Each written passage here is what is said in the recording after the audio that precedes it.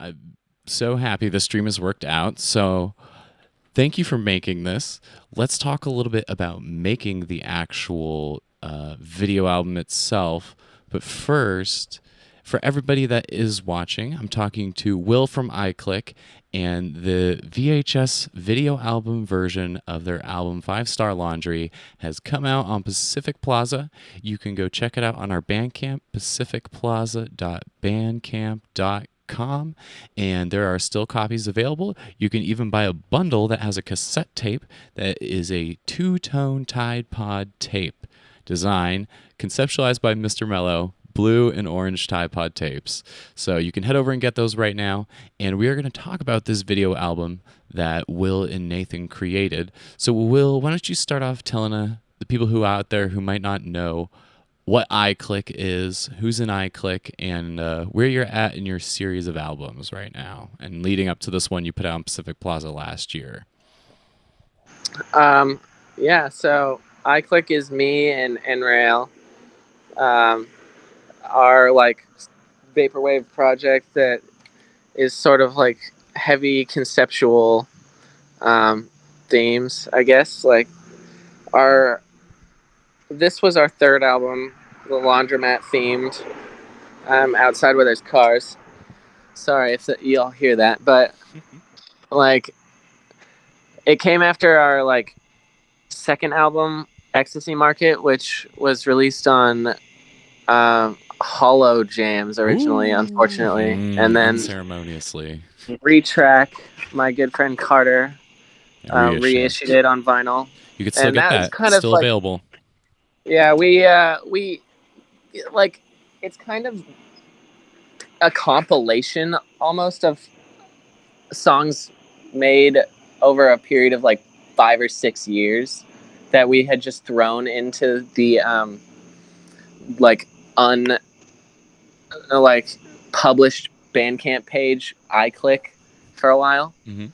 And I kind of like, well, I went to Econ and it was just like vaporwave has been a huge part of my life for a long time.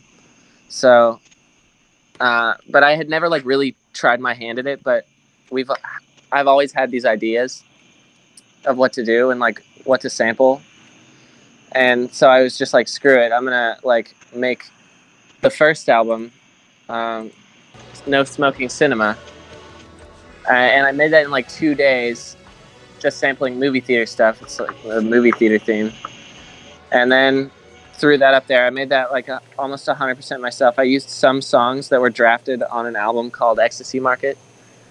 And then after that, Nathan moved into my house in Nashville where I live now. Mm-hmm. And we like commenced like just grinding on this shit. Like we had some of the best music output like per time spent that I've ever had. And we've made basically 4 albums, like skeleton. We made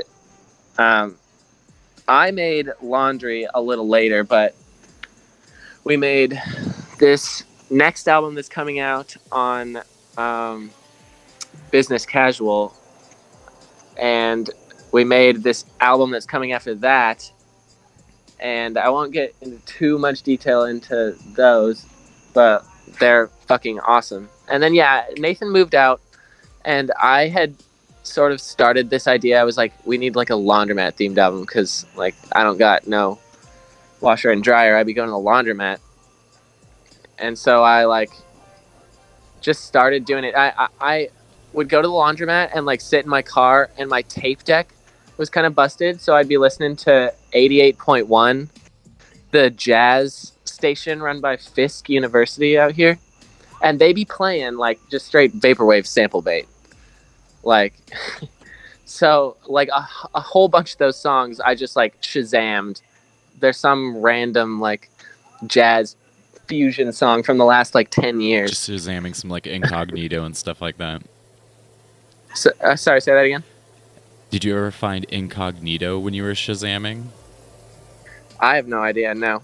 I They're don't like think a so. smooth jazz group, and I've found them a couple times just like Shazamming in like random shopping plazas and stuff over the years. So I totally know what you're talking about, where you Incognito. just kind of like sitting somewhere and like the music out in the air, you hear something that sounds like a good sample, and yeah, it's just some weird like smooth jazz thing. Yeah, that's what I fucking. I would just get into some of those songs and I'd be like, yo, like, it's kind of good, but it would be better if I slowed it down. And yeah, I don't know. Started having. I would always work on this album, like, sort of alone. And I didn't really. Like, to be honest, I didn't love it. Like, it wasn't giving me the, like, immense pleasure I had listening to all of these other albums. But I sent it to Sam Sachs from TWA and Culture Agency, and I was like, "Yo, what do you think about this album? What would you do to it to make it better?" And he like said it was really good. So I was like, "Well, shit, like that's no help." But it did help me. Like I had to sit with this album for a long time. I sent it to Angel to master because like I had just started developing these like strange health problems around that time. It was like kind of around this time last year, and I would just like feeling shitty 24/7. I felt god awful, and like I don't know, like I'd be listening to these songs every day, and I'd be like, yeah, these are like I don't know what to do with them. I think that they're like probably fine, and like I'm not really having the desire to work on them that much. I just don't want to listen to them for a long time.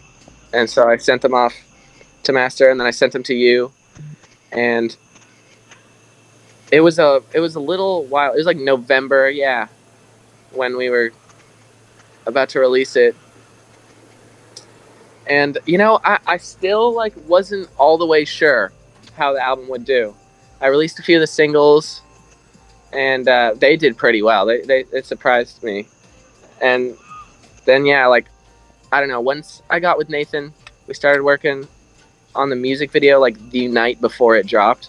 We worked through the whole night,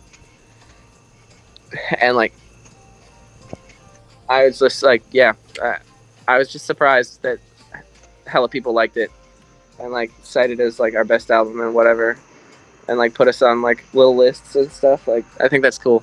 Hell yeah. Yeah, So making the visual album. Oh wait, go ahead. So yeah, I was gonna ask you about the visual album. So I remember that you guys were. It was over like I think it was over a holiday break, right? Yeah, it was.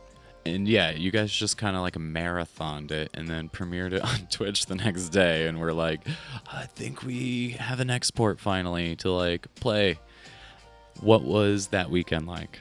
It was a shit show, man. Like, you know, it's like I think it's like I want to say it was post Thanksgiving or maybe pre. Yeah, maybe it was pre Thanksgiving. I don't even remember, but I just remember it was holiday. And so like I'm there home with my family doing a bunch of family shit all the time. And like there's a whole bunch of, you know, social shit I got to do because I haven't been back. And like we just kept kind of putting it off. Nathan B at his house, like I call him at like 2:30 p.m. He like just woke up. He's like, "Yeah, I'm gonna shower and I'm gonna come over." And like that takes another couple hours.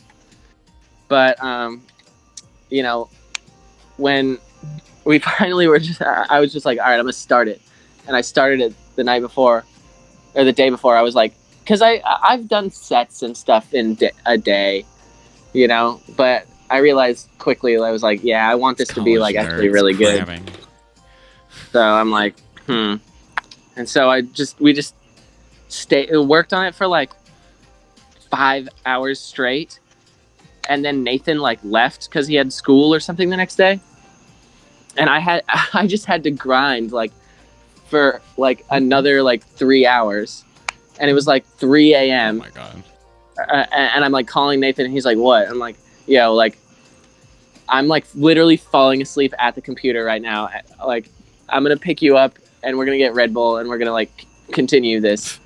And he was like, "Yeah, I guess all right." And I like forced him like out of bed. It was like pouring rain. We get back.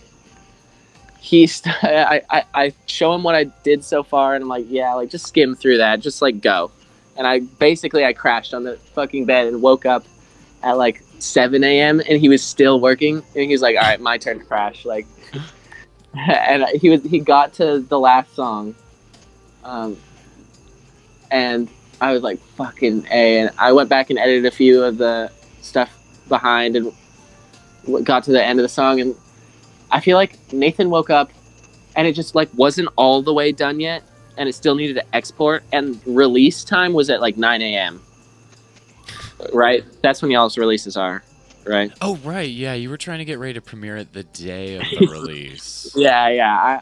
I don't know what I was on. Like Nathan was like, Well, no, yeah, so we released yeah. it the 30th, so that would have been like over. I think that was over Thanksgiving weekend. Yeah. That sounds about right. Yeah, Look at a Nathan's like, calendar yeah, from bro. last I year. don't know. We could premiere, because I think Sight Sounds and Conversations was that night, and Right, so it's Nathan was Monday. like, yeah. Nathan's like, okay, yeah, we can fucking just do it. Premiere it at Sight Sounds. I was like, yeah, I guess. Like, I was a little defeated, but because we stayed through the night to fucking finish it on time, but honestly, it was probably for the best. But yeah, during Sight Sounds, it wasn't finished uploading or something, and like we had to jump through like 50 hoops during the last like couple acts of that Sight Sounds, like going through my brother's like gaming computer to like log into my Twitch. Like I had this like totally like ham-fisted like Honestly, 3-day upgrading weekend my setup. technology stuff to be able to do things really quickly and have like the actual computing power to do it has been a godsend. Like I spent the last year trying to upgrade stuff because vinyl production's so fucked. So I've spent money upgrading how Pacific Plaza operates to be a more efficient operation. And I'll tell you, like, it's so frustrating when you can't get the computer to do what you want. It very much is. Also when you're like at a place where you don't really live. Yeah. And you're like, all right, well, shit. But yeah, we in the literal like at the 9th hour, like we figured it out. wanted to do an evening stream. It's been coming back to me now, actually. And I remember, because you guys wanted to do an evening stream, and then during the stream you did is when it sold out, and one of your homies really wanted to get a tape and was like one of the last people to buy it. And we were like, oh man, this is like a Monday, and we just sold all these tapes super fast, unexpectedly. I mean, the meme helped, the promotion helped. I mean, we kind of did it right. We even paid for a cassette master, so yeah, it went really well. Yeah, I think it was super well executed, and like I don't know, just that time in my life was really weird, and that I didn't feel good at all, like mentally and physically, and like school was fucking whack, but that like and I was just doubting myself with this album so hard, but going back home and releasing it and doing that original stream was so fire. And like I've always wanted to have a VHS, like because I'm a huge VHS collector. We put out the Sleep Pattern one finally. That one took so long. That was supposed to be done over a year ago, but you mentioned that, and Sleep Pattern was like, yeah, Eyeclick wants to put that video they made. I was like, bruh, you gotta tell them to put it in 4:3, and then maybe we'll figure it out at that point. But I'm glad we did. And this is now the third. I had Sleep Pattern do it. Oh, really? Sleep Pattern actually did it, of course. Well, good for them. Yeah. Thanks to Sleep Pattern. Of course, they wouldn't tell me. They would just do it without saying anything. What a G. Very cool person. Sleep Pattern is the realist. Yeah, the guru, mentor, guiding philosopher, hanging out in the background of Pacific Plaza Video. If you don't know, they have a Twitch channel. Sleep Pattern has a TikTok. I don't know if their TikTok's been very active. They also have a Vimeo page you can check out. And they had a VHS on Pacific Plaza Video at the beginning of the year, end of last year.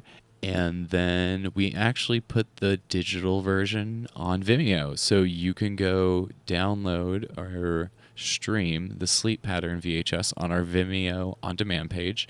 It's $2.99, I believe. Sleep Pattern wanted to keep it cheap. But yeah, we're offering paid download and streaming. Not always download, but always streaming for sure. Anyway, now that I'm done advertising, here we go. I put some Eyeclick on in the background quietly. PSA came on.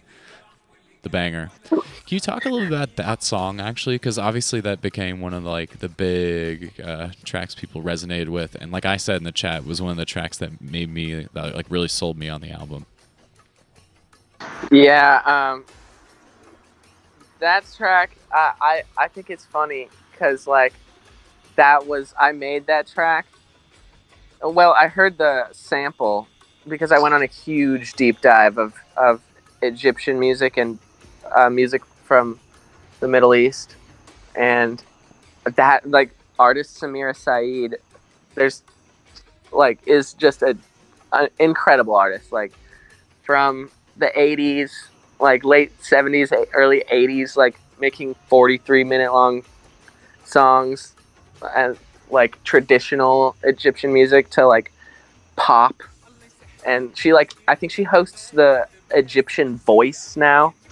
She's like 63 years old, and she's like rad. She's literally like she's like Egyptian like J-Lo or something like that. Like her music is incredible and it's versatile. And I heard that song and I was like, yo, okay, like this is such a that's the best sample I've ever heard in my life. And like I know that I could chop the fuck out of that one. Hell and I did it. And I thought it was really good. You know, I don't really think I did too much to the song. Quiz was saying in the chat that he like couldn't believe that this, like it sounded like that the sample sounded so different, and I honestly don't really think so, but that's thank you for that. But like, yeah, it's one of the songs like I liked it a lot back then, but I've heard it so many times now that I'm always like I don't know, I'm a little sick of it, but I think it's like one of our best songs for sure. Yeah. And I can totally see why people like it. It's just like off the wall. Like it's got big energy. Vocal shit is like insane. Yeah, Okay, yeah, Quiz says, no, I mean the pitched down voice sounds like a man's voice to me and not a woman's voice pitched down. Oh, yeah. Oh, I see what you mean. Yeah, true. Yeah, when I sample shit, sometimes I listen to the original sample and I'm like, oh, fuck, I forgot how like high-pitched their voice is in this shit. You totally get that, yeah. You just get blinded at the original sample after working with it for so long. I've totally had that happen with songs I've fucked around with in the past. Totally.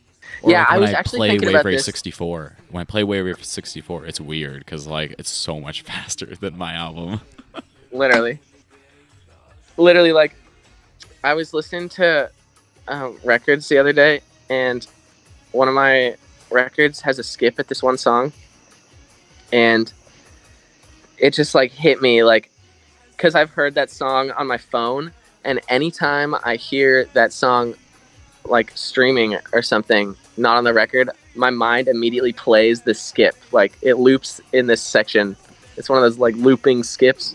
You know, I had MP3s that had file errors back in the iPod era, and I would get used to those skips in the MP3s that were where the file errors were. And then like years later, listening to something on Spotify or YouTube or whatever, it's like, oh, right, it's not going to have that weird stutter that I got really used to. I'm sure Lux knows what we're talking about. Yeah, and CDs, too. Like, I had like a OK Computer CD that would skip really hard on the first track. Oh, and so now whenever I hear that track, I'm like, that's funny. Just hearing the skip.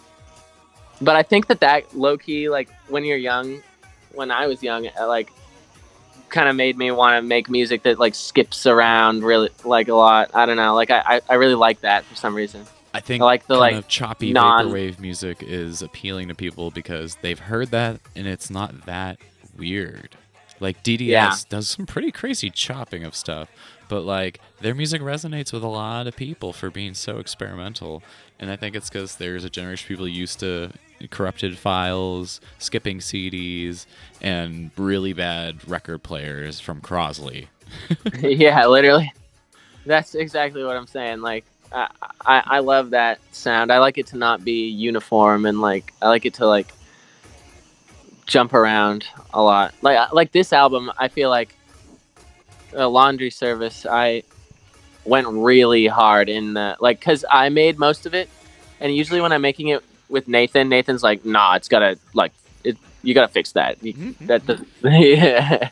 And I just don't. So I go super hard in that shit, and I think I liked it for that album, um, because like a lot of the loops to me sounded a lot like a washing machine, or like when you're like listening to a laundry machine go, like the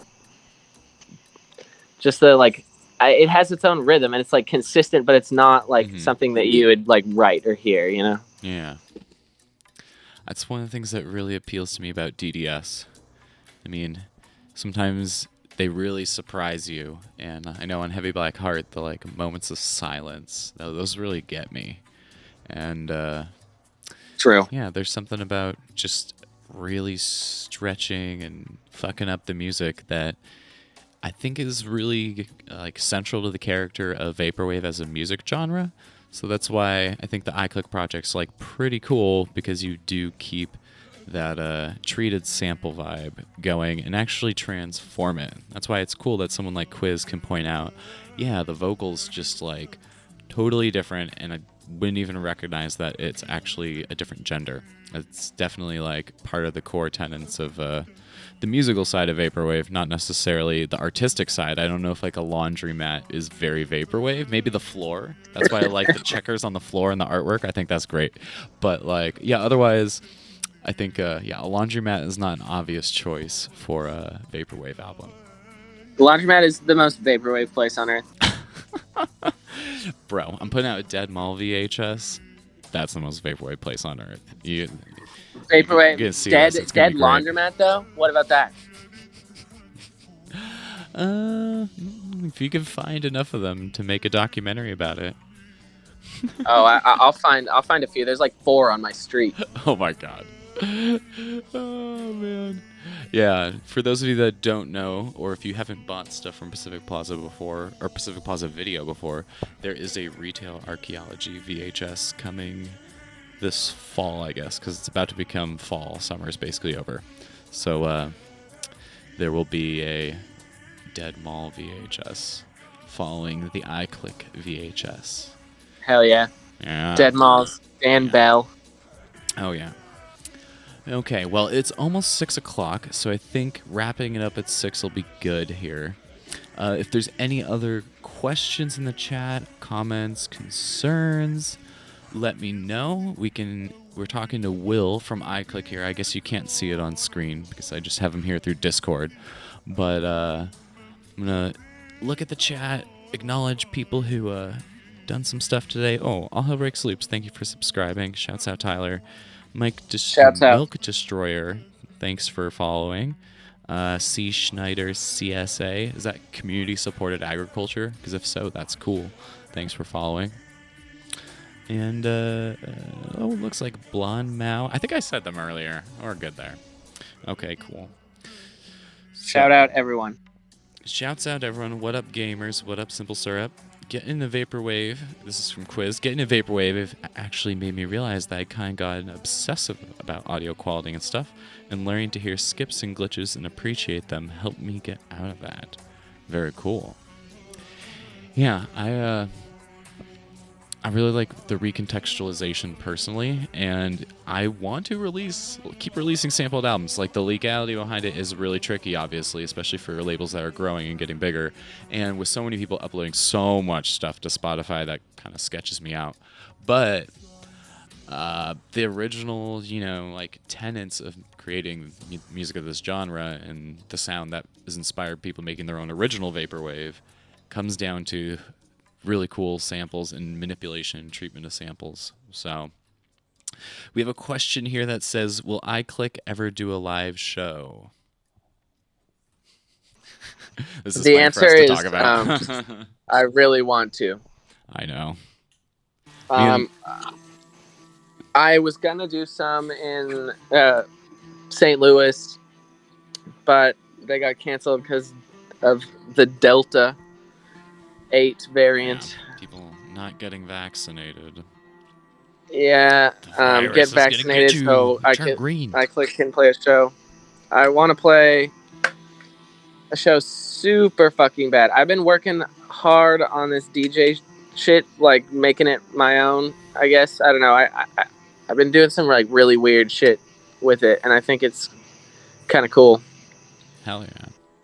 This is gonna lean more towards like the noise stuff that you have been performing with some of your other projects. I've noticed. Yeah. I'd say so. It's a bit noisy. It's not what one would say as Just a accessible, DJ but controller.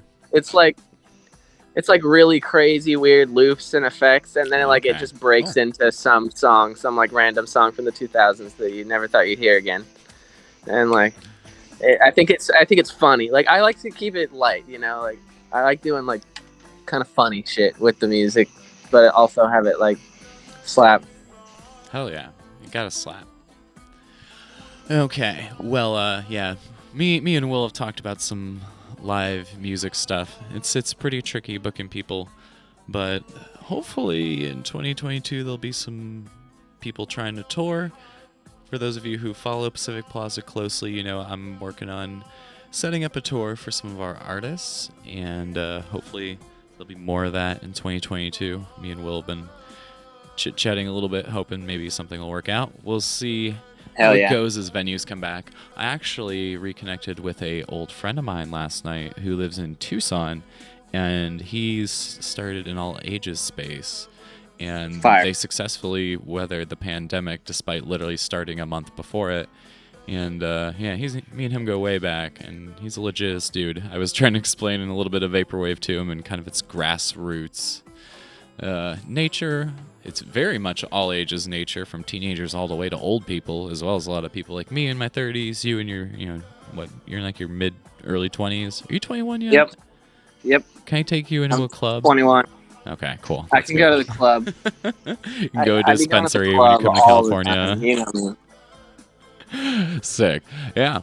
Well, it is almost 6 o'clock. We've been doing this stream for about 2 hours. I'd like to thank you, Will, for coming on and chit-chatting. Thanks to everyone who stuck around, and thanks to everyone who watched the stream.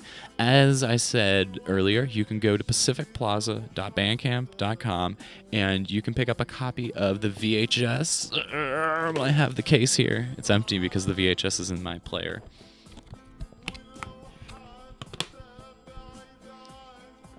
There it is, glitched out. Not glitched out. So, got inside some credits and other fun stuff, and you can go buy it. We still have a bunch of them left on Bandcamp, and our VHSs tend to sell pretty well, so if you do want it, I would get it in the next day or two. The cassettes are going pretty quick as well. The Tide Pod variant, conceptualized by Mr. Mello. And you can also get a bundle. There are still some bundles left if you want both of them. And there will be more stuff coming up from Pacific Plaza next week. There'll be some VHSs in the future. We're going to announce some more singles. We'll be promoting that Seductive Gateways album you were hearing